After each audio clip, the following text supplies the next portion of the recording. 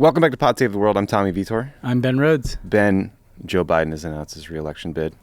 Did you see the Republican response? I did not. It was all AI-generated video. Oh. Which was savvy. Were you running the Republican response? I kind of wish I had. I mean, it's smart, right? Because you say the word letters AI and you get cover, but also this sort of like creepy, realistic but not real quality of the imagery. It was like this dystopian hellscape. Really worked. Well, this could be the first campaign run entirely on AI. You know, like if you think about those targeted, annoying emails and text messages, there's no reason AI can't do that better than a human. Yeah, I mean, if 2020 was a bunch of candidates, from their basement or from the White House, why not an all AI campaign? I mean, think about it, right? Like a lot of campaign functions, like micro-targeting off data sets. Those people at ChatGPT may be on something. Robots. Yeah. Robot candidates. We got a lot to cover today. We're going to talk about the crisis in Ukraine. Ron DeSantis has taken a foreign trip, which seems very fun. Latest from Ukraine, the Russian Foreign Minister Sergei Lavrov is in New York City. The latest leaks of classified Pentagon documents, some updates from Chile and India, how China's ambassador to France stepped in it, and why some are calling former British Prime Minister Boris Johnson an attempted murderer. And by some, I mean me. Yeah. I know what I'm calling it. And then finally, Ben, why beers can't escape cancel culture. And then you did our interview this morning. What did you talk about? Tell us everything. I talked to Nafisa Eltahir, who's the Reuters correspondent who's been covering Sudan. So we talked about the civil war there. She gives a very useful primer on just like who these guys are, how did it get to this moment. We talked a lot about the foreign influence, both before and during this civil war, chiefly the UAE, our friends there, Egypt, the role the United States is trying to play, and just kind of what life is like. You know, she's been in and out of Khartoum. She's talking to people there, obviously. What are people going through? What's the frustration among the Sudanese people who are getting screwed in this whole deal? Yeah. So if you've been watching this and trying to figure out what's going on, like this is the interview that will... I left feeling much more informed and educated. Good. By Good. her. I want to learn more. It's very scary. It is, and it doesn't have any endpoint in sight. No, it's like two generals battling it out to the death. Zero-sum game, right? Yeah. Like whoever loses is not, is going to lose a lot of wealth and all their power and maybe their life, right? And so the last Sudanese civil war lasted decades. These literally are the kinds of stakes we're talking about. Not good. Well, you're going to get into all the detail and all the background later in the interview. But I did just want to talk to you quickly about the debate over whether the U.S. can or should be evacuating U.S. citizens from Sudan. So the short version of what's happening, you'll learn more later, is there are two militias fighting. There is the Sudanese military and then a Sudanese militia group called the RSS. They're engaged in all-out warfare for well over a week now, and there have been a couple brief ceasefires, but it's incredibly violent. It's happening in Khartoum, a capital city of 5 million people, but is spilled out into rural areas. So it's a catastrophic situation, like you said, for a country that's endured decades of fighting. So over the weekend, U.S. Special Operations Forces evacuated about 70 remaining American employees from the country. But now the White House is getting criticized for not leaving U.S. forces in Sudan to help evacuate the estimated 16,000 U.S. citizens who still are there or who live there permanently. According to the Associated Press, France, Germany, Italy, Japan, Jordan, the Netherlands, Saudi Arabia, South Korea, Spain, and Turkey all have some staff in Sudan to help with evacuations. The U.S. is not doing that. They're instead using intelligence assets, presumably drones, to fly over evacuation routes from Khartoum to the port of Sudan to identify threats and help people get out safely. So this, obviously the backdrop here is Afghanistan and the horrible bombing that occurred during that final stage of the evacuation. 13 U.S. troops were killed, about 170 Afghan citizens, many more were injured. You can understand, I think, the White House's hesitation to not put U.S. troops in harm's way for any longer than is necessary, but you can also tell that the White House is frustrated by, I think, sort of unrealistic expectations of what they can or should be doing in this case. Here's a clip of Jake Sullivan, the National Security Advisor. We have been as clear, as consistent, and as sustained as we possibly can over the course not just of this administration, but previous administrations, to tell people about the dangers of living in Sudan. It is not standard practice for the United States to send in the U.S. military into war zones to extract all American citizens. But Americans should understand that we will go to great lengths to support and facilitate their departure from difficult circumstances, that we will try to protect them from harm as best as we possibly can, but that there should not be a broad expectation of a massive military operation. So I should add that American citizens don't register with the embassy when they go to foreign countries necessarily. You don't know how many people are in another country. You don't know where they are. Spinning up an operation to get that many people out of Sudan is a massive undertaking. But where do you think like this expectation came from, that the White House or the U.S. government can or should kind of be able to get everyone out of a country at any time? So the point that I'm going to lead up to is that this all comes from deeply, deeply cynical Republican use of politics when it comes to national security. And this, I actually have like a big point I want to make about this. But to work up to it, first of all, there's an initial decision of just whether you close down the embassy. And that's a balance, right? Because, safety demands that you remove everybody if there's a threat to them. But once you remove everybody, you do lose some capacity, not just for evacuations, but for diplomacy and for kind of eyes on the ground and that kind of thing. And I'm sure that's what they were weighing in the Situation Room, but clearly they made the decision, this is just a war zone. And talking to Nafisa, the diplomats lived right next to where the fighting is. Yeah. So it's not like they were off in some suburban compound, right? They're right in the middle of it. I think there's a couple of things that are tied to the weaponization of national security by this increasingly cynical Republican Party over the last 20 years. The first is the degree to which they are going to try to make political points out of any American that is harmed overseas. Yeah, right? So Benghazi. After Benghazi, you saw a situation in which there was much less risk that people were willing to take in terms of diplomats even operating in, forget war zones, just like some semi-dangerous countries, right? And so this dynamic of diplomats going behind high walls and being compounded, that's not good for diplomacy.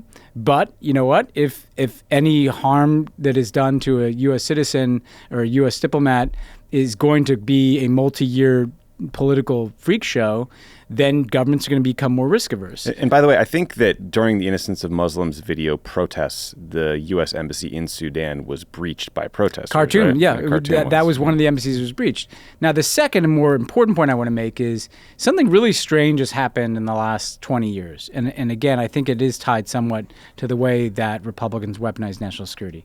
At the precise time that the U.S. has been steadily less influential in world affairs, the expectations of the U.S. government to be able to do anything and everything everywhere in the world have weirdly gone up. I know. Right? I noticed that too. So like 20, 25 years ago, I don't think there was a expectation that the United States government should be able to extract any American who's in prison anywhere in the world, rescue any civilians that are in any war zone in the world. Like that, we lived with a sense that the world was a tough place, or to immediately negotiate some sort of ceasefire or peace agreement in Sudan. I've heard sort of like smart commentators suggest whether the United States, why aren't they solving this right away? Yeah, that's right. And Nafisa breaks this down well, but like the UAE and the Saudis, who paid billions of dollars in cash to these both warring parties in some cases, and Egypt, the big neighbor to the north of Sudan, have more influence than the United States does. Yeah. So we can't snap our fingers and make things happen in Sudan. We can, lean on the military and lean on this militia to allow for our citizens to get out, and I think we are doing that. But it's the cynical deployment, right? The Republicans have set up a dynamic. And it really only features in Democratic administrations. Because remember, things happen under Trump, like, remember the service members getting killed in Niger, that are like weirdly not nearly as significant news events. Trump blamed the generals the Republicans, for it right? Yeah. Exactly. Like, because the Republicans set up a dynamic where you're damned if you do, you're damned if you don't, right? If you don't rescue every single American living in a war zone, you are failed and you're a symbol of American weakness. If you take the risks necessary to do those types of evacuations, inevitably someone's probably going to get hurt, as happened in Afghanistan, for instance. And then they're going to attack you for that. And look, Jake Sullivan is exactly right in this instance. Like, over 10,000 American citizens are living in Sudan. Many of them are dual nationals. We don't know where they all are. Never before has there been an expectation that the U.S. military would somehow hang around a civil war. I mean, Afghanistan was different because that was our war. Exactly. And the people that we needed evacuated are the people that helped us in that war. Yep. So I think there was, as we've said on this podcast, there was like a moral and practical reason why we had to do those evacuations. I have tremendous sympathy, and I've heard from many Sudanese American friends who have family trying to get out. This is not a lack of sympathy for that. It's just the fact is the U.S. military is not going to do that. Now, what the U.S. should do is surge diplomacy in surrounding countries to help facilitate the people that are making harrowing, 10, 15-hour drives to borders and then are going to need a lot of consular help right away. So there are things that you can do to help those people. And push for a ceasefire, as Tony Blinken has done, seemingly successfully. I mean, I don't know, you probably learned more in the interview. It seems like there was a couple days worth of at least reduced fighting. Reduced fighting, and the question is, can anything endure? And I think, we have to have, relatively low expectations about that. But you want to be reducing the fighting. And that's connected to both being able to have diplomacy to resolve the conflict, but that is also connected to reducing the fighting in the window that a lot of people are trying to get out, right? And so that if people aren't shooting each other and there's not crossfire in places like Khartoum, then people can get out of the city and get on the road. And then you have drones over the road to make sure that there's not risks to people there, and then hopefully have a lot of diplomatic capacity where people are going. But this is a red herring, this idea that somehow we're going to run evacuations with the military. It's wild. It's truly wild. And just a horrifying situation. Hopefully there is some sort of durable ceasefire because a lot of innocent people are at risk. And, it's a country that's suffered a lot over the last few decades. And don't need this. And the migration challenges that will spill out from it, the refugees, totally. It'll be massive. Millions of people. Pod Save the World is brought to you by the International Rescue Committee. The International Rescue Committee, founded at the call of Albert Einstein. How about that for a founder? Better than Zuck or whatever. Better than a couple of podcast yokels. Yeah, that's true, too. Responds to humanitarian crises worldwide, helping refugees and displaced families survive, recover, and rebuild their lives. The IRC operates in more than 40 countries, delivering lasting impact by providing healthcare, helping children learn, and empowering individuals and communities to become self-reliant. In 2021, the IRC and partners reached over 31.5 million people in countries affected by crisis. The IRC uses rigorous research methods to anticipate humanitarian emergency needs so that they can respond more quickly and effectively when disasters hit. Charitable donations help the IRC provide families with emergency supplies and the resources they need to recover and rebuild their lives. Please consider making a monthly donation to the IRC. Your gift will provide steady, reliable support the IRC can count on. You can adjust or cancel your monthly gift at any time. I have been a huge fan and supporter of the IRC for a very long time. I try to give to them every single year. If you're thinking about giving at the end of the year, maybe do it a little earlier. Why not do it now? No better time than now. Donate today by visiting help.rescue.org/donate. That's help.rescue.org/donate. Pod Save the World is brought to you by Aura Frames. Do you take millions of photos only to let them sit in your phone or get lost in your files? Yes. What if you could put all your photos, from random camera roll pics to that high-res wedding album, onto one gorgeous frame? Turns out you can with a connected frame from Aura. Named the best digital picture frame by Wirecutter, The Strategist, and featured in hundreds of gift guides, Aura Frames are guaranteed to make mom smile on Mother's Day this year. If you're not familiar with Aura Frames, these are digital frames that allow you to display your favorite photos in your home or office without having to print them out. And the best part, you can upload unlimited photos and videos from anywhere in the world using the free Aura app and Wi-Fi with no fees ever. You can even preload the frame with personalized messages and meaningful memories that will appear as soon as mom plugs in her frame. I've given a bunch of family members Aura frames, and it's really great because when you got a new baby or something, we don't want to share every picture because then you're that kind of annoying person that's kind of like, oh yeah, still a baby. You just send them to the Aura. If you have a falling out with a family member, you can just get them out of the frame. That's a good idea. Put a new one in. Or just send them some really haunting images to their frame if they already have one. You can 1984 the shit out of your family. Yeah, cuts both ways. We've never had an ad. You'll never feel more powerful than with your Aura frame. Right now, Aura has a great deal for Mother's Day. Listeners can visit auraframes.com/world to get up to $30 off their best-selling frames. That's AURA frames.com/world. Plus, listeners can get free shipping with code WORLD at checkout. The deal ends on Mother's Day, May 14th, so don't wait. Terms and conditions apply. Pod Save the World is brought to you by Simply Safe. Who is planning to do some spring cleaning this year? Dust those hard-to-reach places, clean out that closet.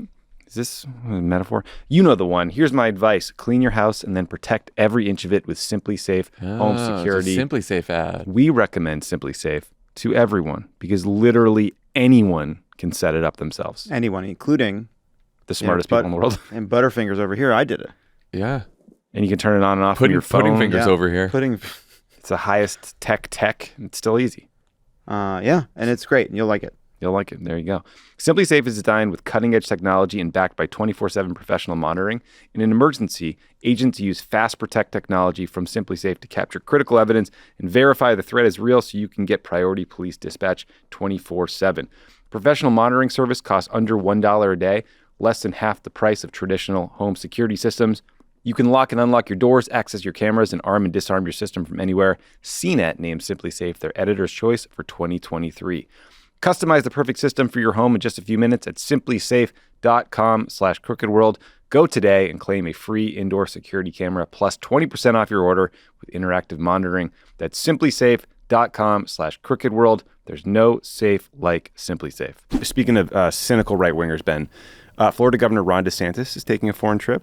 Good for him. You can do a little backpacking, stay at a hostel, open his mind a little bit, I think. So he's visiting Japan, South Korea, the UK, and Israel. It's ostensibly a trade mission, but it's obviously a campaign sort of event before he has a campaign. The trip is being paid for by some sketchy public-private organization called Enterprise Florida, which takes money from private donors that it does not disclose and then promotes business in Florida abroad somehow. So DeSantis met with Japanese Prime Minister Fumio Kishida Monday, and he praised Japan's defense spending. That was sort of the focus there. It doesn't sound like he's going to get a head of state meeting in South Korea or the UK. I mean, South Koreans are in Washington right now, actually.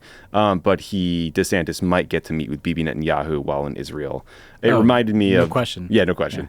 Yeah. It reminded me of Obama's 2008 campaign foreign trip where he went to, I believe, Afghanistan, Iraq, Jordan, Israel, Germany, France, and the UK. Does that sound right? It's a bit of a high wire act there. So DeSantis's itinerary does seem to check a lot of conservative boxes to me, right? Yeah. Japan and Korea, you rail on China, talk about defense spending. UK, I guess you do a bunch of special relationship talk.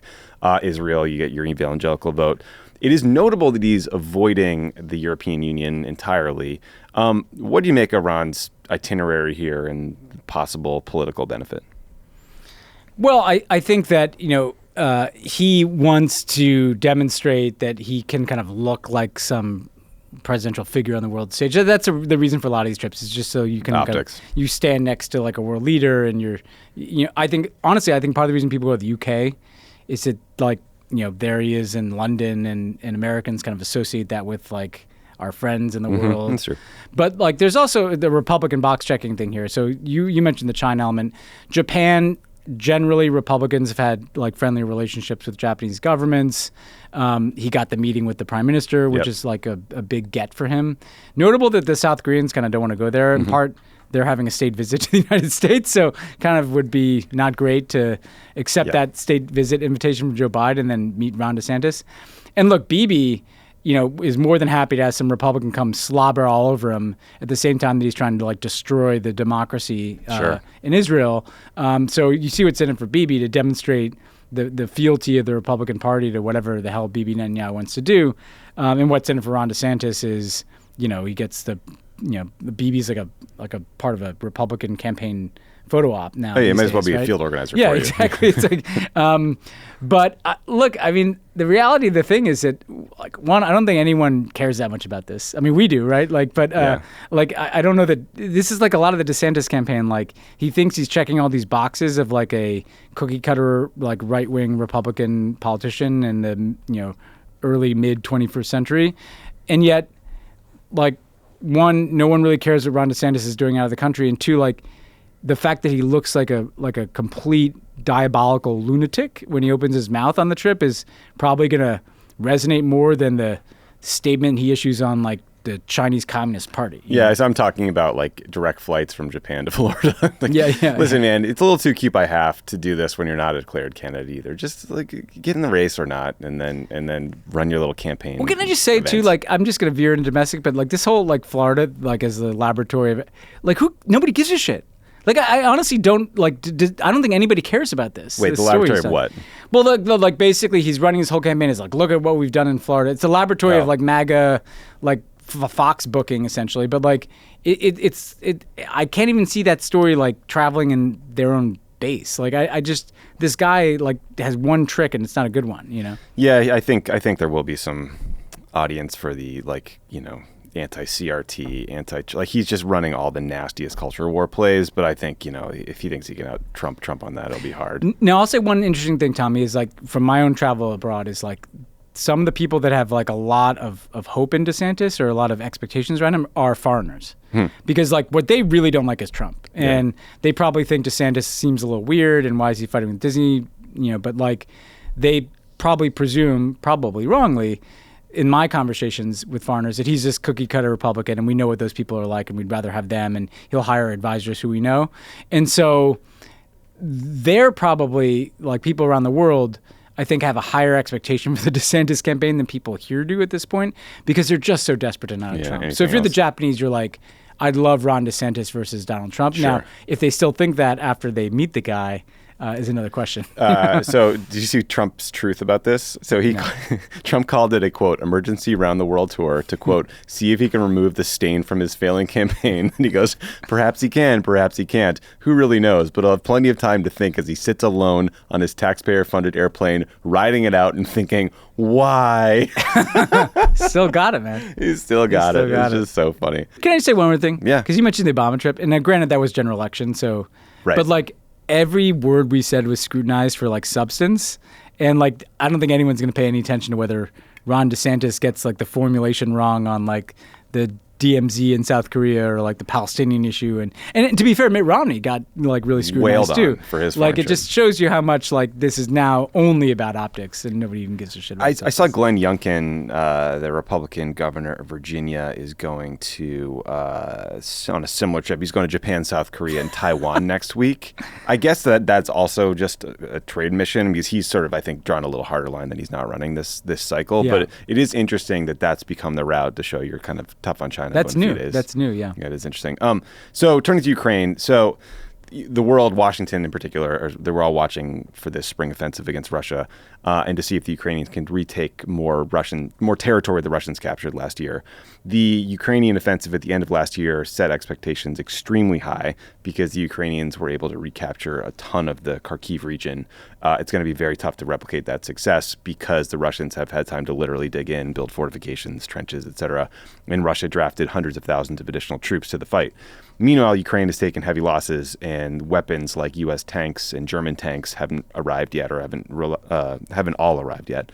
So you're seeing the Biden administration's anxieties about all this spill into public. Politico reported that the White House is worried that if this counteroffensive falls short of its goals, hawks are going to blame them for not sending more weapons. The left will say, okay, you didn't succeed, Ukraine. Now, no more weapons at all. Let's get some peace talks. I saw some analysts suggest that some of the documents in the Discord leaks that talked about specific units that could be used in the spring offensive have really tipped our hand or tipped the Ukrainian hand to the Russians in a way that's challenging. So, Ben, what do you make of this sort of anxiety? Is this expectation setting or is this real? And like, how do you message this? I think it's real. And I think that the administration concerns that you articulated are likely, to happen. And look, part of it is the fact that, as you said, the benefit of what happened in terms of the Ukrainian offensive in the summer and fall is they brilliantly managed expectations. They feigned like they were going south. Mm-hmm. Then they made these enormous gains in the north, and they kind of grinded out some gains in the south. And they exceeded expectations, which in a war that depends in part on international public opinion, because that's the opinion that supports the arming of Ukraine and the sustainment of like tens of billions of dollars in assistance, you want to look like you have a capacity to keep winning. Here what happened is, because there was this long lull in fighting, expectations got way too high. And we've been talking about a spring offensive now for almost 6 months. It's almost summer. On this podcast. And so much has been hung on that, and just give us these weapons and we're going to do this spring offensive.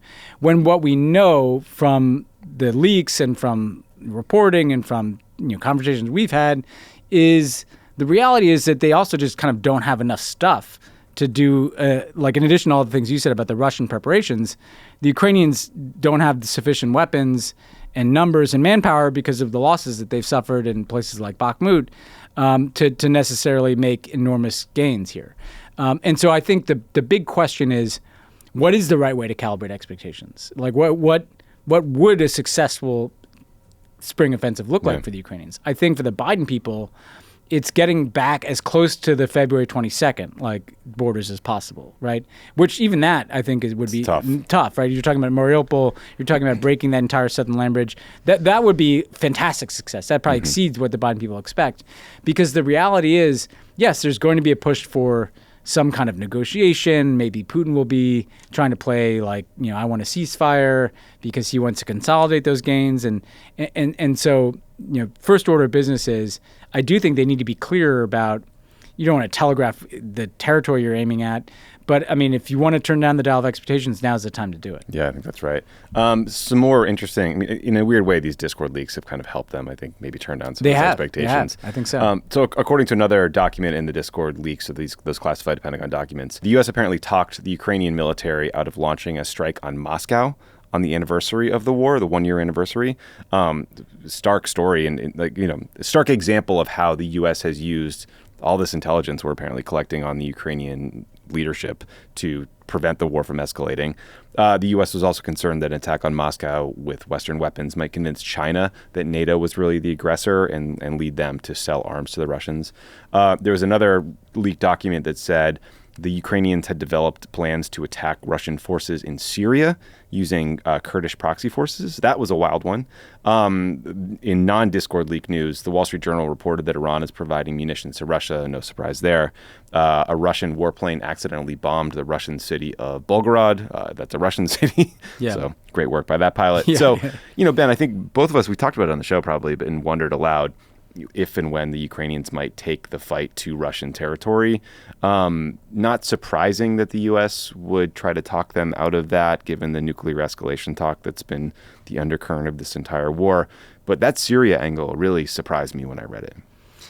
Yeah, I mean, so what we've seen now, right, is clearly there is inside of the Ukrainian system, and whether it comes from, may not come from Zelensky, this may be the more entrepreneurial elements of their security forces.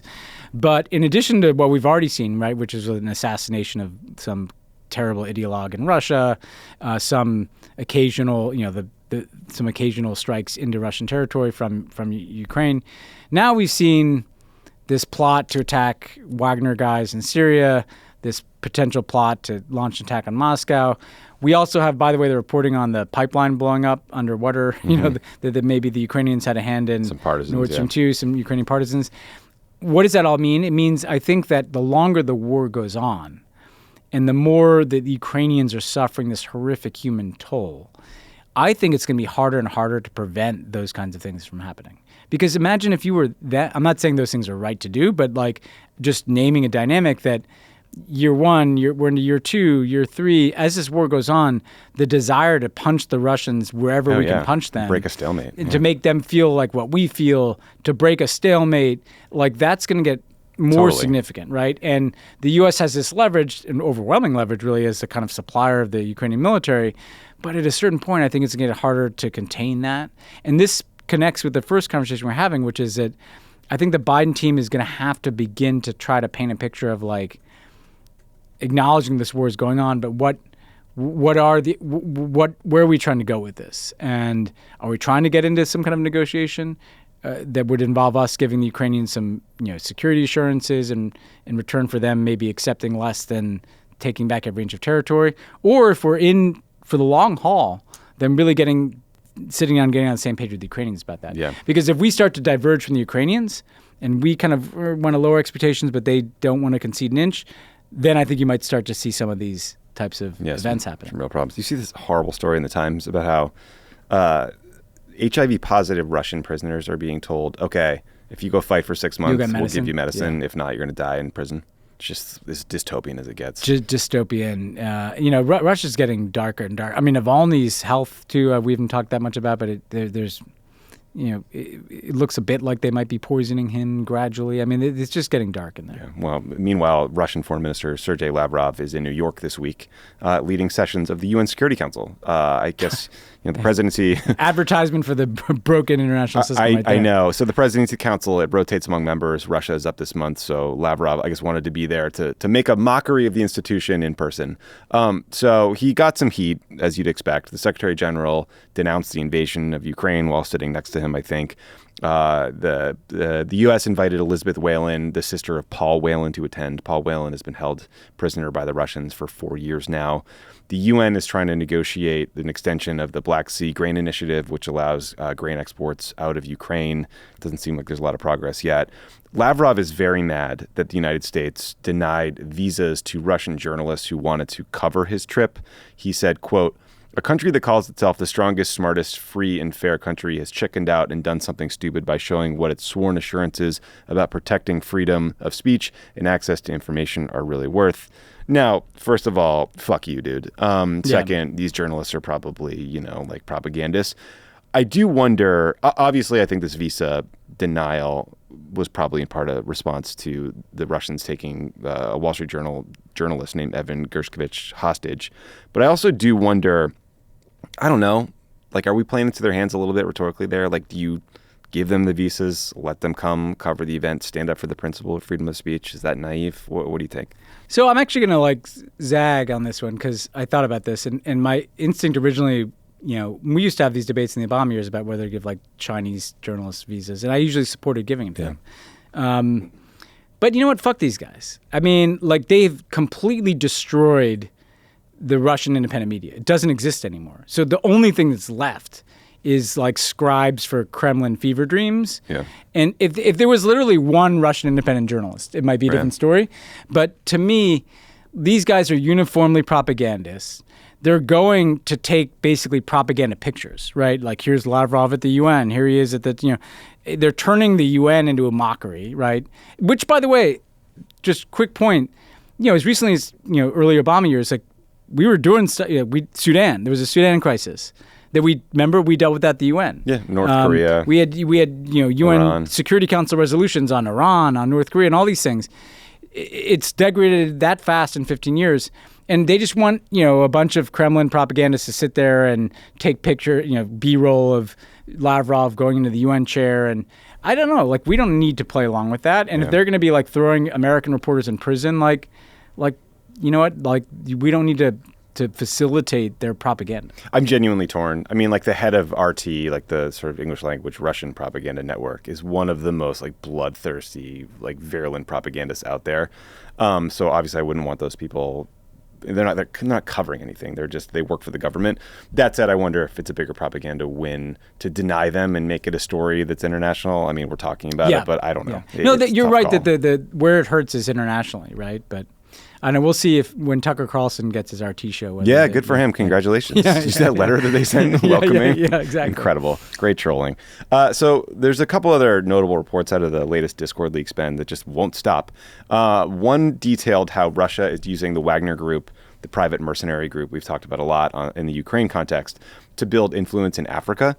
This was from a Washington Post report on what seems like several intelligence assessments, which say that over the last 6 years, Wagner has gained a strategic foothold in at least 8 countries in Africa, and they are basically fully entrenched in Libya, Mali, and the Central African Republic, and they're getting there in Burkina Faso. The Wagner forces create instability to topple democratic governments. They prop up Russian allies with information operations and insurgencies, and then they make those governments reliant on Wagner support and kind of own them in the long term.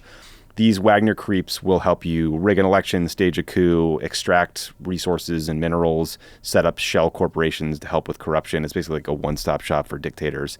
The report says that Yevgeny Prigozhin, the oligarch who runs the Wagner Group, is, quote, shifting his approach from taking advantage of security vacuums to intentionally facilitating instability. Apparently, the U.S. government has talked about targeting Wagner facilities with sanctioned cyber operations and even airstrikes. One document says France is willing to directly target Wagner forces if they support a coup in Chad. The French withdrew troops from Mali, CIR, and Burkina Faso in the last few years, and Wagner groups have moved in or pushed them out. In January, the State Department designated Wagner as a transnational criminal organization. So, Ben, we've talked a lot about the Wagner Group over the past few years on the show. We've talked about their activities in Africa, but it was, I think, incredibly worrisome to see it all laid out and how important sort of a leg of the foreign policy stool it's become for them. What did you make of these stories and the reports that the U.S. and France are considering military strike response options to deal with them? Yeah, I mean, we've talked about this, and because it's kind of insane, the degree of the influence, just so people get a sense of this. I mean, I remember looking into this a couple years ago when we were talking about this issue, and the national security advisor, basically, of the Central African Republic was like some Russian dude named Valery Zakharov, who's a Wagner Group guy. I mean, that's how embedded they are. They're like work. They're like the security forces for these governments. I think what was notable about the leaks, first of all, is the degree to which the U.S. is tracking that this is a systematic effort, right? Because it could have felt like episodic, like there's a vacuum opens up in a place like CAR where there's some mines, and so we'll send some dudes in to get the mines and pay off the people. Right. But clearly what they're doing is, for a while, they would look and see, okay, where are there resources that we want and where is there a political vacuum? And we'll get in there and try to exploit that. But now, I mean, I think what jumped out from the reporting that you cited is that they're actually actively trying to create the instability so that they can then fill the vacuum. And they're doing it all over Africa, by the way. It's in East Africa, Central Africa, West Africa. Like, they are getting in under the hood of these places. They are fostering instability and coups and then coming in. And I think the challenge for the United States is at a time when you have, the Russians showing up with guns and trained mercenaries, which is something that, if you want to be kind of warlord or coup leader, you want. And then the Chinese are coming into Africa with tons and tons of money and investment in technology. Well, what are we coming with? Because it's one thing to map this out. What is our counter to this? And I don't think, yes, some of it should be sanctions and trying to cut off the Wagner Group's financing. But I don't know that the U.S. and France can do this like militarily. I think you need an affirmative strategy for these places that has security component, a development component, a private sector component, and that you're just not ceding all this ground, and not like in some great game way, but just in, we care about these countries. We'd like them to not become fiefdoms of the Wagner Group. It's going to take that kind of comprehensive, sustained approach to beat back what is a really concerted effort by the Russians to get toeholds of influence. Yeah, it seems like a real problem. Another Discord leak. So this is a tough headline for Biden, Ben. Quote, Afghanistan has become a terrorism staging ground. Again, leaks reveal. So this is a report, again, in the Washington Post from a leaked document on Discord that says ISIS leaders in Afghanistan are plotting attacks abroad, including on foreign embassies. And there was a plot, or an aspirational plot, to attack the FIFA World Cup in Qatar. They haven't pulled it. ISIS hasn't pulled any of these things off, but it's something they're planning. The White House responded in the story by saying, we still have the ability to take targeted counterterrorism strikes against ISIS leaders all over the world, even without a U.S. troop presence in Afghanistan. They pointed out that the Taliban put some pressure on ISIS in Afghanistan because they're essentially now competitors for control of the country. It's not clear to me from the story how the U.S. views a safe haven in Afghanistan risk-wise as compared to other places ISIS hangs out, like Syria. The good news, to the extent there is much, is that apparently Western intelligence has been able to intercept these communications between ISIS cells. It's also good that there apparently is no indication that Al-Qaeda has been able to rebuild after the Zawahiri strike. But, Ben, I mean, this is going to, you got to figure this is like the first, second, and third item when Republicans hold a bunch of Afghanistan withdrawal oversight hearings. And you need a good answer here because this is going to scare people. It is, but I would caution about this one. First of all, and you know this, but any intelligence report about terrorism has like a super alarmist headline. That's very true. And it's actually a problem because sometimes those headlines are totally accurate, right? Like the rise of ISIS in Iraq and Syria in 2014-15. Or the pre-9/11 PDBs. Yeah, exactly. But sometimes they're not, because the job of the intelligence community is like kind of warning on terrorism. So that's the first point. The second point is this is not like a pre-9/11. Like, Republicans want to cast this as like, you lost Afghanistan, now it's like reverted back. There's plenty of things to hate about the Taliban, but their attitude towards ISIS is actually not one. They don't like ISIS. So this isn't like when they were inviting Al-Qaeda in and kind of facilitating Al-Qaeda using this as a platform to launch attacks. Why does this matter? Because if ISIS has to worry about its security in Afghanistan, like, their capacity to just sit there for years and plot like some 9/11 is much, much reduced. Never mind just the geographic proximity of Syria to Europe made that more of a launching pad into the West than Afghanistan is right now. Obviously, we saw in 9/11 that you have to take that seriously as a threat. So, yeah, it's something to watch, but I look at this more, frankly, as a threat in Afghanistan. And you mentioned, like, to embassies. The thing I'd be more worried about is less like complex, 9/11 style attacks, or even complex like ISIS type attacks in Paris and Brussels, like we saw in the 2015 time window. But whether this leads to more fighting in Afghanistan and kind of car bombs and attacks on diplomatic facilities meant to kind of paralyze an already paralyzed country. As we were recording this, this headline just popped up in the New York Times. The Taliban have killed the leader of the Islamic State cell responsible for the suicide bombing at the international airport in Kabul, Afghanistan in August 2021 that killed 13 U.S. troops and as many as 170 civilians, 4 senior American officials said on Tuesday. So seems to be some real-time evidence. We did not time that, but ISIS there you guys. go. Yeah, listen, I think your assessment, right, of intelligence documents writ large is right. You don't get promoted from under alarmist in the intelligence community. Obviously, based on this New York Times report I just read aloud, that the Taliban took out this ISIS cell. They're going after it. It's just a really tough story to sell. It's a tough story to the American people that the Taliban are now our friends when it comes to dealing with ISIS. The enemy of my enemy is my friend.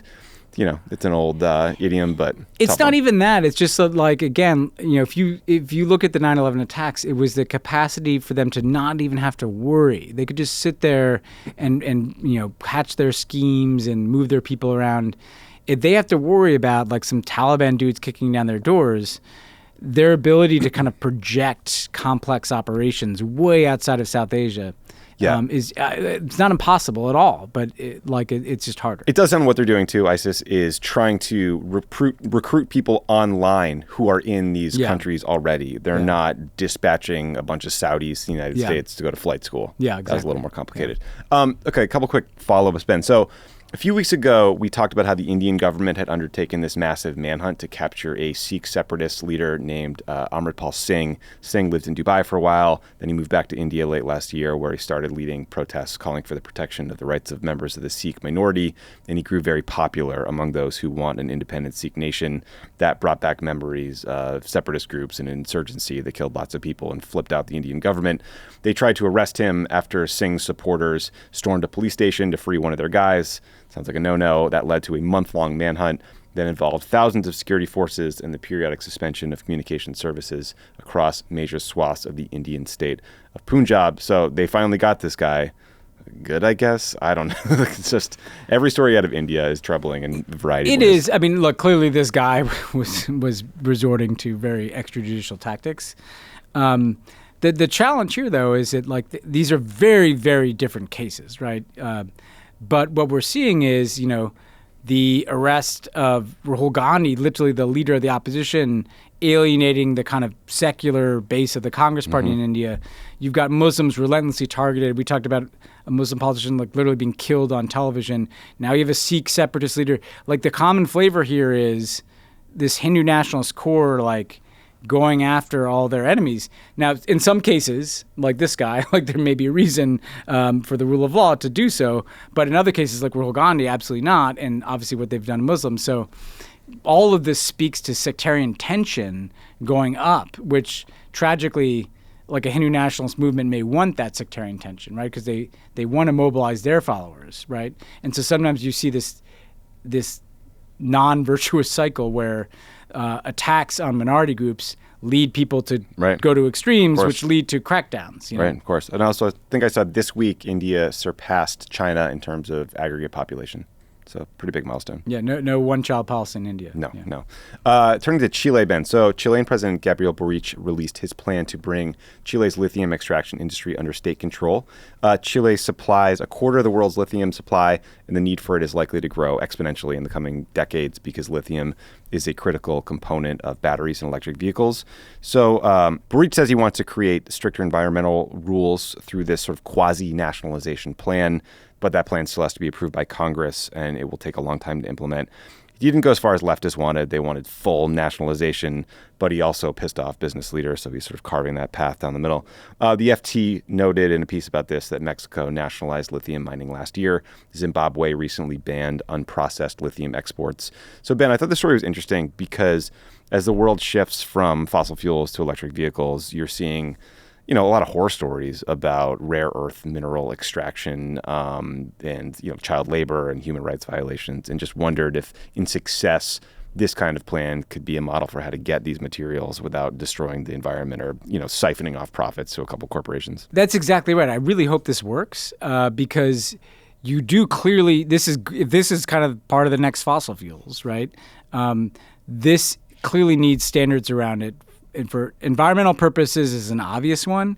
But also, like, part of what's happened too often in places where you get a very valuable resource is, like the big multinational comes in and most of the profits end up going to other places. They go to like a couple corrupt leaders, or they go to like foreign investors, hedge funds that invested in something, right? What Boric, if he can pull this off, is trying to do is put not just environmental standards around it, but keep the resources in the pockets of the Chilean people, right? Now, the challenges here is these kind of state-run companies tend to be not as, precisely because they don't ruthlessly cut corners, they're not as efficient and fast at getting the stuff out of the ground as the multinationals. But you know what? If we can create some best standards in the long burn for this, for the Chilean people, they may look up in 20 years and be like, well, we're really glad that happened. Yeah, I mean, kind of which Nordic country does that sort of natural gas dividend that pays everybody off, right? Yeah. Alaska, Norway, you get a check every year because of oil and gas revenue. Yeah. So yeah, that'd be a great outcome.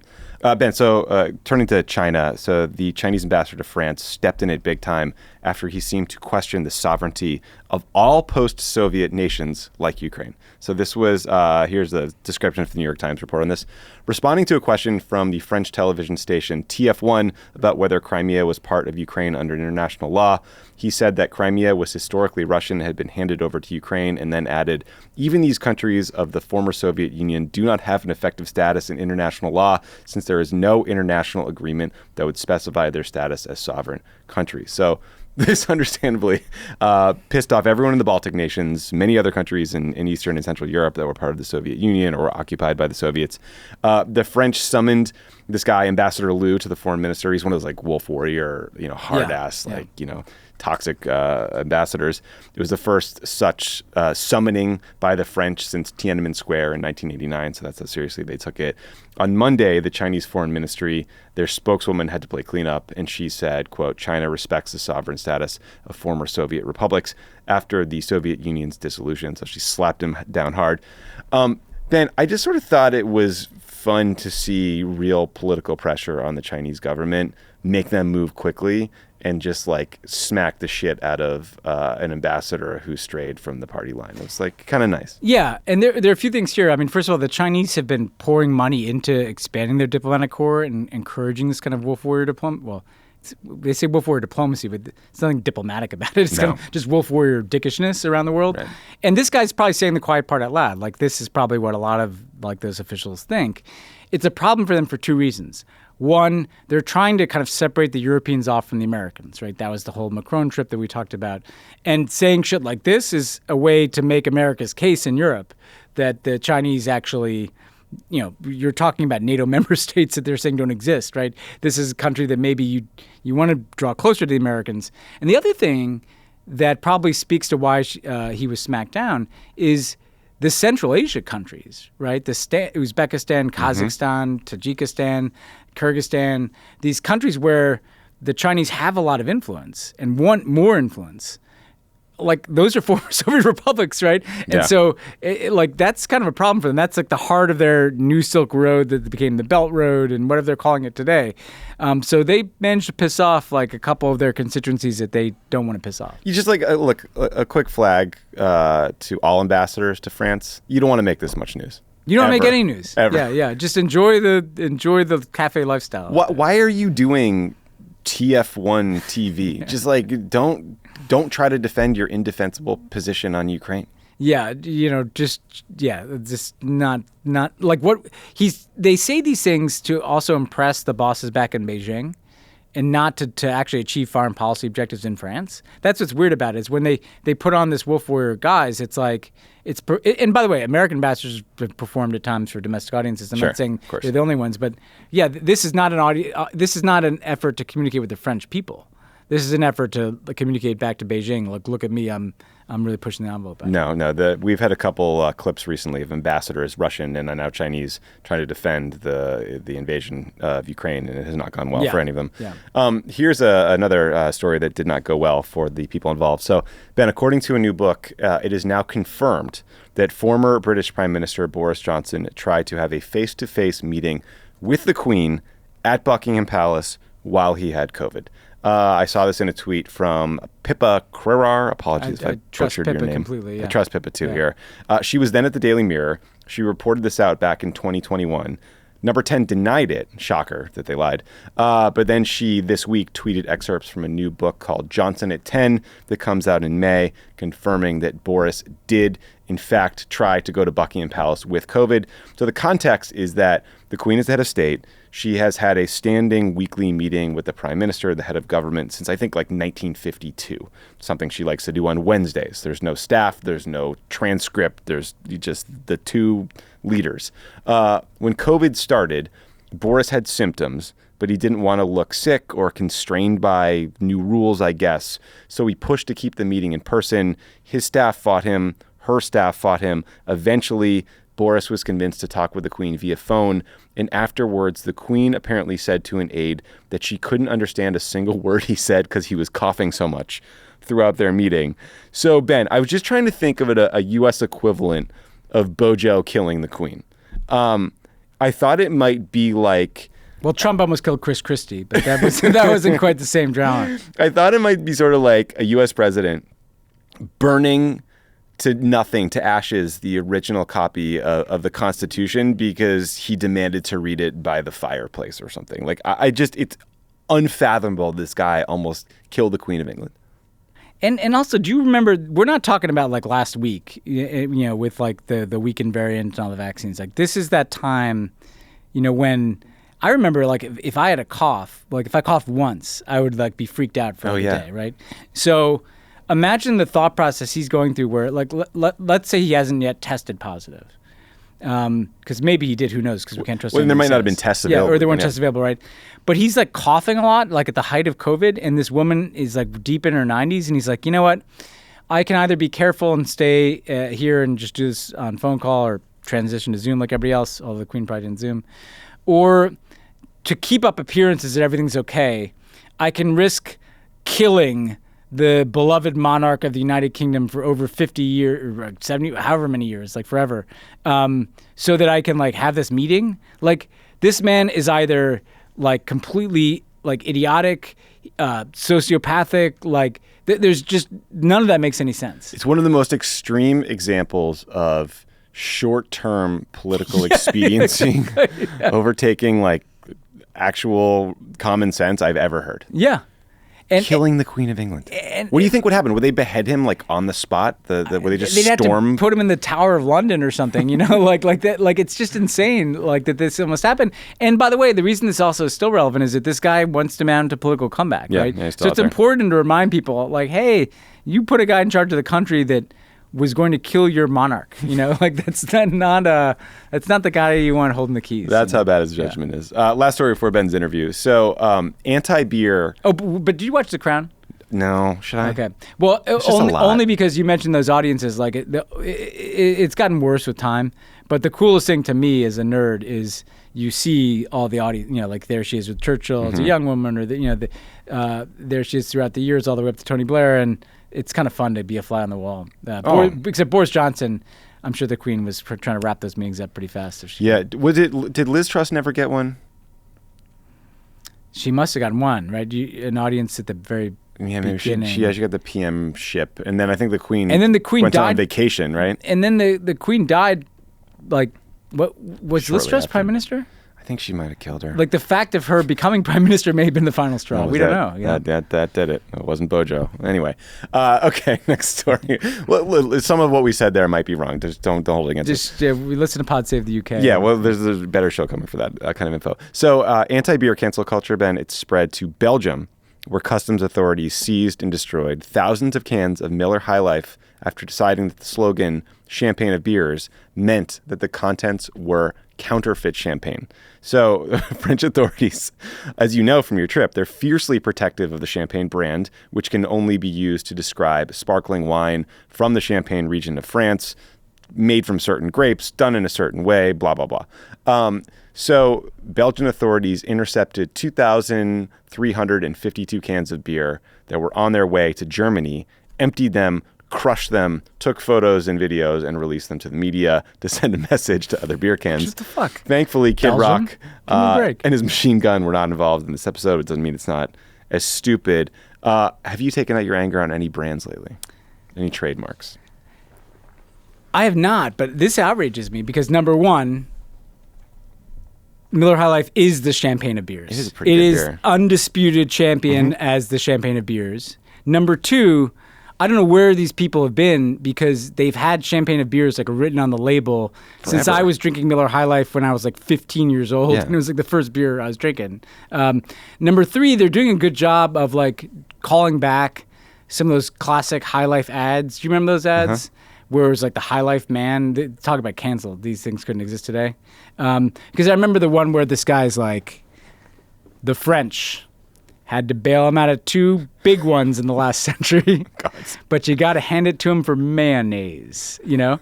And like, this is where my mind goes when I hear about like a bunch of people in Belgium. The nationalism like, kind of perks up. This is what I'm saying is they're getting my nationalism up here. Like, who are you to like smash up a bunch of High Life? I gotta say, also, like, Belgium, you guys might be great. I don't like your beers. Yeah, you can send over these wheat beers and stuff. Like, thingies. like, no wonder they're destroying it, by the way. It's not the champagne they're defending. It's the fact that someone might have a can of High Life and be like, you know what?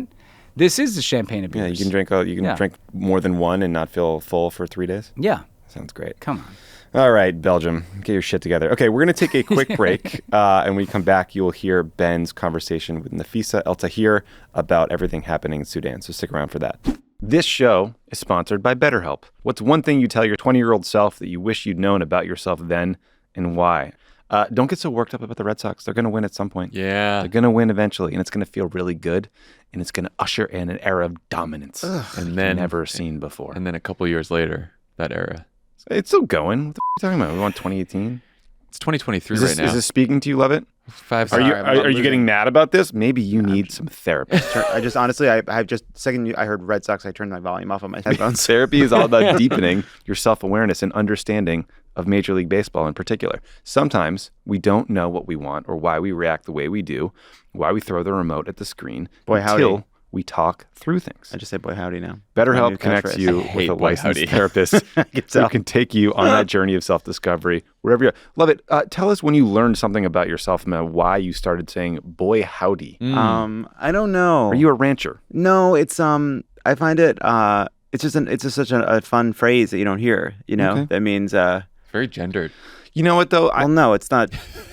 I mean, it is a gendered phrase, but it's not like I'm referring to a bunch of men and women Here's an as idea. boy howdy. If you boy wanna- howdy is an expression. If you want to unpack this further, love it, give therapy a try. I love therapy. It's entirely online, designed to be convenient, flexible, and suited to your schedule. Just fill out a brief questionnaire to get matched with a licensed therapist or switch therapists at any time for no additional charge. Discover your potential with BetterHelp. Visit betterhelp.com/crookedworld. Go today to get 10% off your first month. That's BetterHelp, HELP.com/crookedworld. Pod Save the World is brought to you by Lomi. You guys ever feel all that eco guilt when you're not doing enough to like slow down global warming and all the damage to our planet? I used to, but now I have a Lomi, so I got lots of dirt. We both have a Lomi. Lomi allows us to turn our food scraps into dirt with the push of a button. Lomi is a countertop electric composter that turns scraps into dirt in under 4 hours, and there's no smell when it runs, and it is extremely quiet. Thanks to Lomi, I have way less garbage than I did before. I think I've reduced at least a bag a week. And since I got my Lomi, I throw out less stuff. That means it's not going to landfills. It's not producing methane. Instead, you just turn your waste into nutrient-rich dirt that you can feed to your plants. I feel great knowing that my food's going into dirt. What do you use? What do you use in the dirt for? To bury my blue check mark. Yeah. Nice. Nice. R.I.P., buddy. If you want to start making positive environmental impact or just make cleanup after dinner that much easier, Lomi is perfect for you. Go to lomi.com/PSTW. Use the promo code PSTW to get $50 off your Lomi. That's lomi.com/PSTW. That's $50 off when you head to lomi.com/PSTW and use the promo code PSTW at checkout. Food waste is gross. Let Lomi save you a cold trip out to the garbage can. Pod Save the World is brought to you by Ramp. Want a better way to simplify your business finances across expenses, vendor payments, and accounting? If so, Ramp could be a complete game changer. Ramp is the corporate card and expense management software designed to help you save time and money and put money back into your pocket. Ramp gives finance teams unprecedented control and insight into company spend. With Ramp, you're able to issue cards to every employee with limits and restrictions. Ramp. And automate expense reporting so you can stop wasting time at the end of every month. Why was that so funny? I don't know. Ramp's accounting. Ramp. It's a memorable name. Ramp's accounting software automatically collects receipts and categorizes your expenses in real time so you don't have to. You'll never have to chase down a receipt again, and your employees will no longer spend hours submitting expense reports. The time you'll save each month on employee expenses will allow you to close your books 8 times faster. 8 times. Wow. Ramp is easy to use. Get started, issue virtual and physical cards, and start making payments in less than 15 minutes, whether you have 5 employees or 5,000. And now you can get $250 when you join Ramp. Go to ramp.com/world. That's ramp.com/world. ramp.com/world. I'm very pleased to welcome to Pod Save the World Nafisa Eltahir, who's a Reuters correspondent who covers Sudan, among other countries in the region. Nafisa, thanks so much for joining us. Thanks for having me.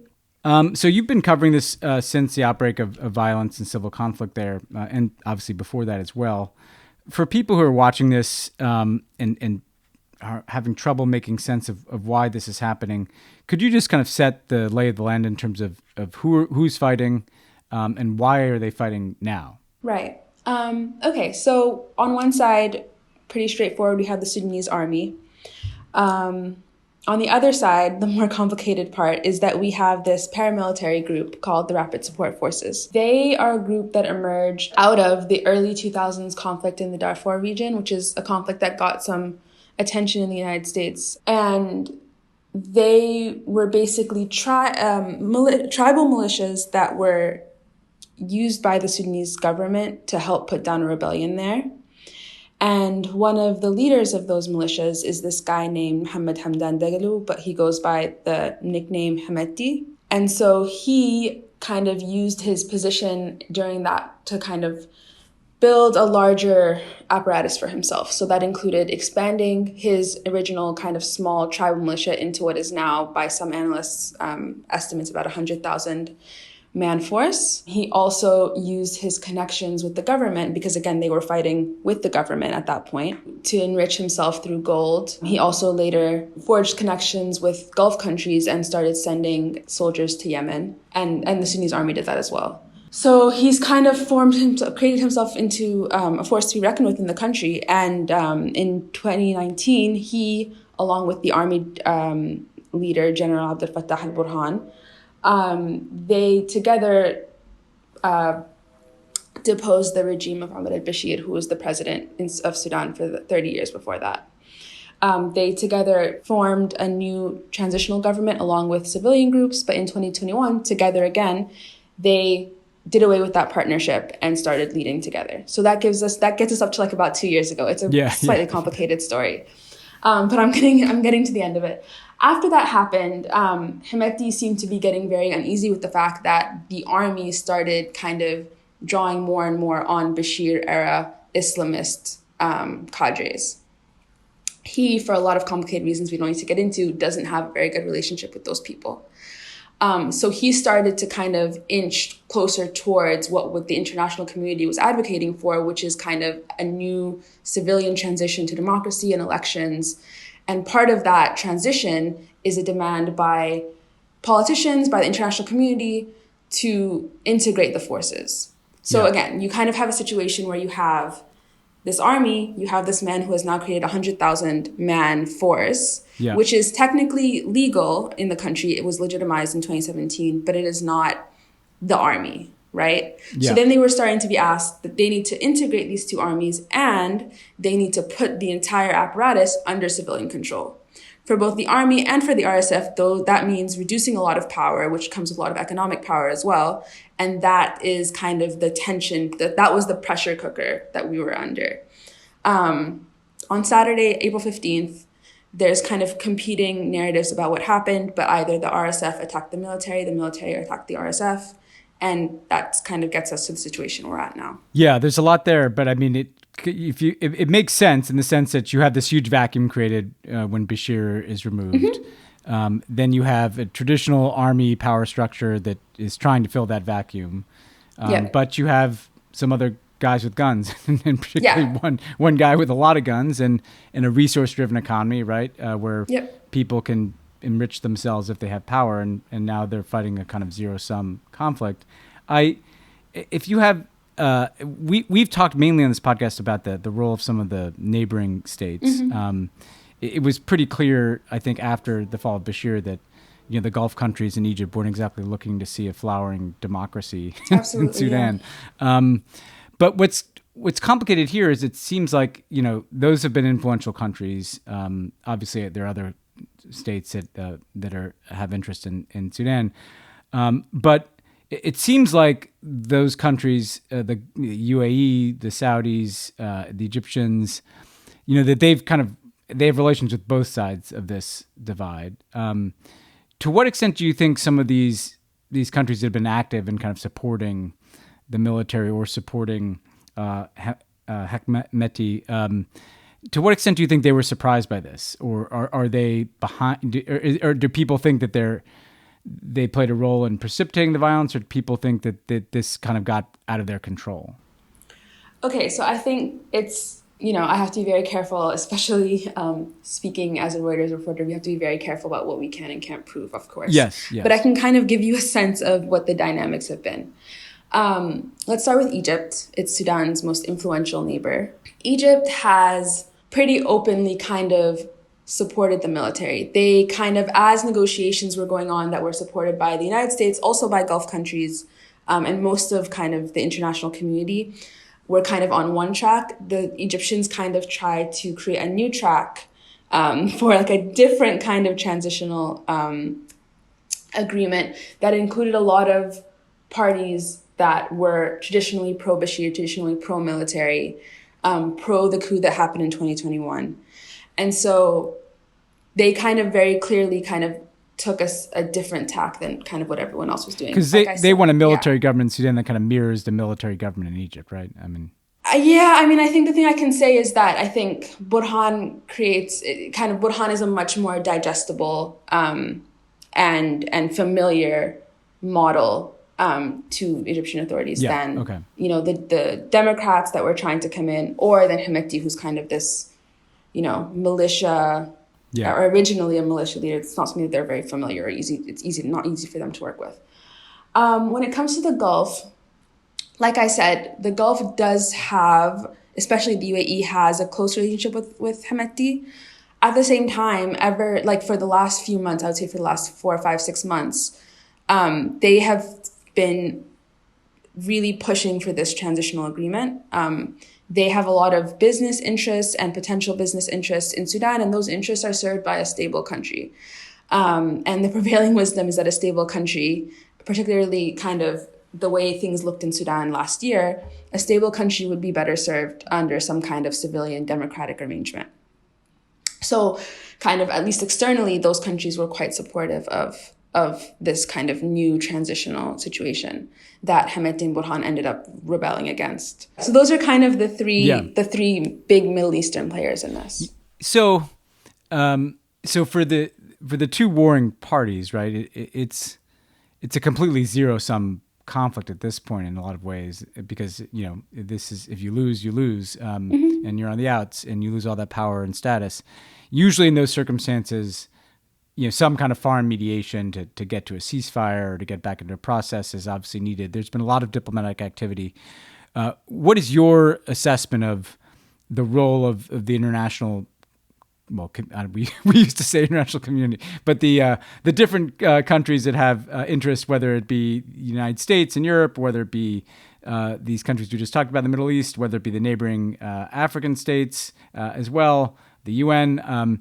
who is trying to broker ceasefires right now, and who do you think the most important diplomatic actors are?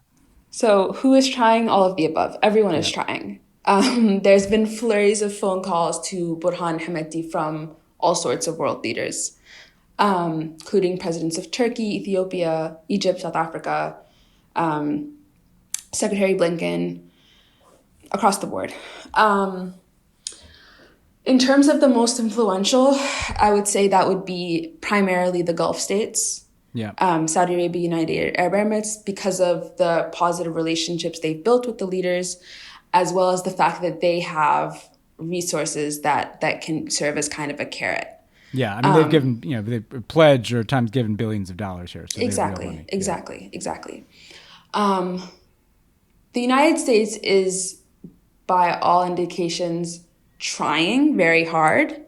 A ceasefire that began last night, one of several that haven't been held to, but it was even announced by the United States and not just brokered. So they seem to be kind of pushing as much weight as they can. However, we're in a situation where the United States has been trying for a very long time, and there's indications that it's just not having the impact that I think American influence used to have in Sudan or in a lot of other countries. And so even though it's still an important player, it's becoming less and less clear whether U.S. intervention, particularly U.S. intervention, I think in the style that's been pursued so far, has as much influence in Sudan as it used to. So you obviously covered these evacuations of the U.S. Embassy, the UK Embassy, a lot of foreigners generally. Pretty, unusual deployment of U.S. forces to facilitate that. Yeah. What does that do, though? I mean, what does the absence of an embassy and the absence of foreigners do? Obviously, the security of citizens is usually the first priority of governments, and I'm not suggesting it shouldn't be. But is there now a sense that there's less of a check on fighting? What is the impact to the people you've been talking to in Khartoum of that exodus? There is a fear of that to a certain extent. There is a fear that, they're leaving and now we're going to be really hit. Like we were being hit before and now we're really going to be hit. But I think to a large extent, I think a lot of Sudanese people are resigned to the fact that, all these international efforts weren't necessarily coming to anything. There wasn't any result. They've been having these talks now since at least October, and nothing had come of it. So I don't think that there was a lot of hope being placed in the international community, or however you want to call it these days. So I don't know if it's having the biggest impact, but I think it's a disappointment to a lot of people to see a lot of these people just leave, and to see that a lot of Sudanese people can't leave. But I don't know that it's having the impact that it might have in the past in terms of people's feeling about, how this might go. And what's your sense of just how difficult it was to get those people out? I think it was quite difficult. We have one thing that kind of is a odd coincidence of this particular conflict in the capital is that Khartoum is kind of a very centralized city, and so you have a lot of zones that are very, very violent zones of fighting right now, right up next to residential areas and right up next to the kinds of quieter, upper class places that a lot of expats live. So you, first of all, had a very big issue with a lot of these expats actually being caught in some of the worst fighting, which I think, again, kind of lessens the impact of their leaving because they were in truly terrible places, a lot of them. At the same time,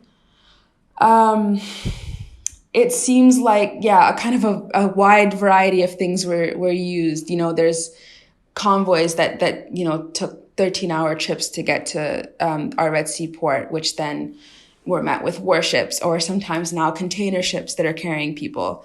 You have flights that touch down in military bases. It seems like there has to have been a lot of, or not just seems to, there are statements to show that there was a lot of coordination with the army. The RSF also claims, as they kind of are really kind of controlling the ground in Sudan right now, that they have also kind of been in contact with foreign ministers of different countries, and that they've also been an active part of the evacuation, which I think is probably a little bit unorthodox compared to a lot of other situations. And so what is your sense as someone who's, spent a lot of time in Khartoum? What is life like for the people there right now? I mean, what's it like to be just an ordinary person who's fed up with all this politics and you're stuck in your house in Khartoum? What are the shortages? How does it feel there? It's for a city that's been through, two coups and, massacres of protesters and the coronavirus pandemic. This is somehow still the worst thing that's happened for most of the people there. There's issues in a lot of places with water because water facilities and water treatment plants are part of kind of the battleground, basically, that these people are fighting over. Electricity, same goes for electricity, same goes for telecommunications. So there's shortages of all those things. None of it is stable. We are hearing now about shortages in different foods. Prices have been hiked up for a lot of foods as well. So that's becoming harder and harder to afford for a lot of people. And because of the nature of a lot of the fighting being in neighborhoods, it's hard for people to physically access the food as well. There's also become a very big safety issue, in part because we have reports that the RSF or members of the RSF have entered people's homes and kind of tried to use them as shelters. We also have reports of prison breaks and of just kind of general criminals looting homes and businesses. So it's just becoming a very unsafe situation, and also just kind of very deprived situation for a lot of people, for most people in the capital. And what are people, people have been through so much, like you said, and had this brief hopeful moment after the revolution in 2019. Mm-hmm. What are the people you talk to in civil society or people who are not directly involved in this conflict? What do they want to happen? Like, what do they? Do they just want peace? They just want this thing to end? What do you hear from the people that have had, let's just say, better intentions for the future of Sudan? Yeah, I mean, they want peace over just about anything else. I think, you get people who kind of say that they side with this side or that side, but most people, I think, are kind of have a lot of anger towards both sides. They blame them equally, and they just want the fighting to stop. If that means one side has to win, fine, but they just want the fighting to stop desperately. Yeah. I think that there are fears that if one or the other wins, if I think the feeling is that if the army wins, then that means that we are going to have a return to the 3 decades of Islamist autocratic rule that Sudan really suffered under Bashir, and that it would kind of be a rollback of all the gains of the last 4 or 5 years. At the same time, I think there's a fear by a lot of other people, and a lot of these people are the same people, that, rule under Hemeti is a bit unpredictable. He doesn't have the kind of infrastructure is not in touch with the kind of infrastructure that the national army would be. And so, but I think people are kind of at this point willing to accept either outcome as long as it means that they can kind of leave their homes safely. Yeah. But right now, nobody has an overwhelming advantage. So it feels like this could go on, right? Yeah, it does. Yeah. Well, look, thank you so much for all you're doing to cover the story, bring it to us. We'll keep following it. It's a tragedy for the people there above all, but it's also obviously impacts a lot of other countries. Let me just add where people can follow your work on Twitter. We'll put that in the show notes. Are there other places people should look for your work? Reuters.com/Nafisa Eltahir. Most of my stories should be up there as well. Great. Nafisa Eltahir, thanks so much for joining us. Thank you. Thanks again to Nafisa Eltahir for joining the show. Also, Ben, there's lots of places you can find us. I hope everyone is subscribed to the Pod Save the World YouTube page. They have, right? You get exclusive I assume they have. access, to the full episodes and other YouTube exclusive content like explainer videos. Check out the Pod Save the World cut downs on Snapchat. Follow Crooked Media on Instagram, Twitter, and TikTok. I've never made a TikTok. I'm a lurker. I lurk on TikTok. I deleted it recently because I was sort of trying to take back some free time and practice what I preach. Well, I actually don't. I mean, it's like, I start scrolling through it, and within, 3 minutes, you can feel your brain start to, the circuits begin to shut off. Mm-hmm. That's the beauty of it. Yeah, which is the same as all social media, let's be clear. But I was like, you know what? I have enough other social media platforms that are already doing this to me. Yeah, and Twitter just gets worse every day, and it's just like intolerable. So we'll see. The weird thing for me with TikTok is like I like to run on the beach, and I like to run early in the mornings, and it's like you'll be running along, and there'll be some person in the distance who is like all by themselves, and they're just doing like some dance over and over and over again. And as you get close, you realize that they're recording like 100 versions of the same TikTok dance.